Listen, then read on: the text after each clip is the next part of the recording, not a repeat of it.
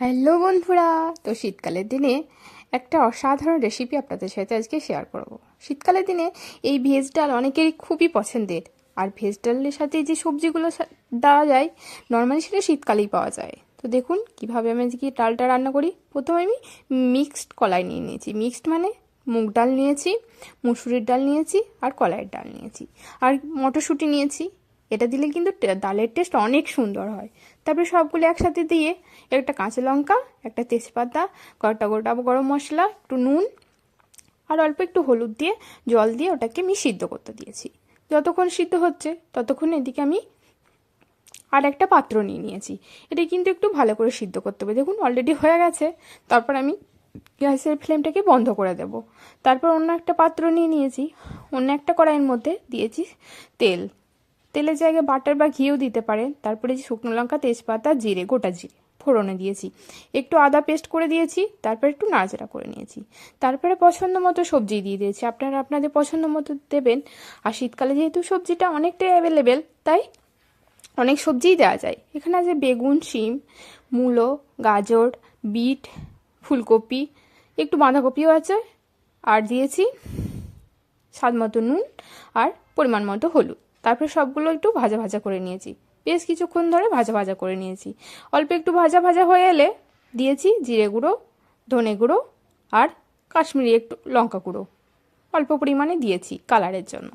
তারপরে দেওয়ার পর আবারও বেশ কিছুক্ষণ ভাজা ভাজা করে নিয়েছি। করে নেওয়ার পর এরপরে যে ডালটা সিদ্ধ করে রেখেছিলাম আর এই মশলাগুলো দেওয়ার পর কিন্তু একটু বেশ কিছুক্ষণ কষাতে হবে মশলাগুলোর সাথে সবজিটা, তাহলে কিন্তু টেস্টটা অনেক ভালো হবে।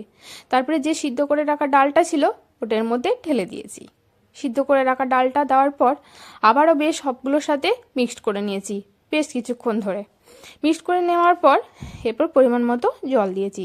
যতটা আপনারা ডালের মানে গ্রেভিটা রাখতে চাইবেন ততটাই জল দেবেন। আমি কিন্তু কড়াই ধোয়া জলটাই দিয়েছি, খুব বেশি জল দিইনি। তারপরে একটু চিনি দিয়েছি, এটা জাস্ট নুনটাকে ব্যালেন্স করে। তারপরে জলটা দেওয়ার পর আবার একটু জল দিয়ে দিয়েছি। তারপরে বেশ কিছুক্ষণ ফোটাতে দিয়েছি। তারপরে ওপর থেকে আমি দিয়েছি একটু ভাজা মশলা। ভাজা মশলার মধ্যে আছে জিরে, ধনে, মৌরি আর একটু লবঙ্গ আর একটু গোলমরিচ। এটা ড্রাই রোস্ট করে আমি ভেজে রেখেছিলাম আগে থেকে, ওটার মধ্যে দিয়ে দিয়েছি। তারপরে আবার কিছুক্ষণ নাড়াচাড়া করে গোটা টমেটো দিয়ে দিয়েছি। টমেটো কিন্তু যে কোনো ডালে টমেটো একটু ডালটা সিদ্ধ হওয়ার পরেই দেবেন, তাহলে কিন্তু খুব ভালো লাগে, একটু টকটক লাগে। তারপরে বেশ কিছুক্ষণ ঢাকা চাপা দিয়ে রেখে দিয়েছি। তারপরে উপর থেকে একটু তড়কা দিয়েছি। এই তড়কার মধ্যে দিয়েছি বাটার দিয়েছি, বাটারের বদলে ঘিও দিতে পারেন। একটু আদা কুচি করে দিয়েছি, কাঁচা লঙ্কা দিয়েছি, একটু কাশ্মীরি লঙ্কা কালারের জন্য দিয়েছি, আর একটু কারি পাতা দিয়েছি, একটা গোটা জিরে দিয়েছি। তারপরে ভালো করে সবগুলো খুব বেশিক্ষণ ভাজা ভাজা করবে না, হালকা 1 থেকে 1.5 মিনিট রেখে দিয়েই কিন্তু হয়ে যাবে। তারপরে ওপর থেকে এটা দিয়ে দেবেন। এই তরকাটা দেওয়ার পর কিন্তু ডালের টেস্ট অনেকটা সুন্দর হয়। তো যদি অবশ্যই রেসিপিটা ভালো লাগে তাহলে একটা কমেন্ট এবং লাইক করবেন বন্ধুরা। আর আরও ভিডিও পেতে আমাকে অবশ্যই কমেন্টে জানাবেন। আর যারা আমার নতুন সদস্য তারা একটা অবশ্যই সাবস্ক্রাইব করে দেবেন চ্যানেলটিকে।